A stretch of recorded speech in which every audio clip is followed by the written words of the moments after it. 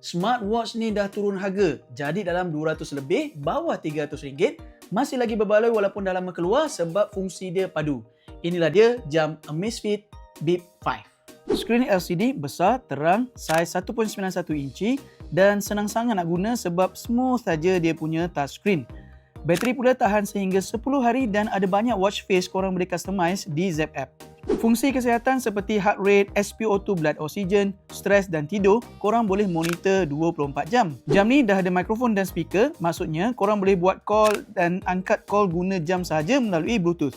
Ada lebih 120 aktiviti sukan seperti running, cycling, hiking, gym dan lain-lain. Jam ini juga dah tersedia GPS 4 satelit, so korang tak perlu bawa phone. Workout completed.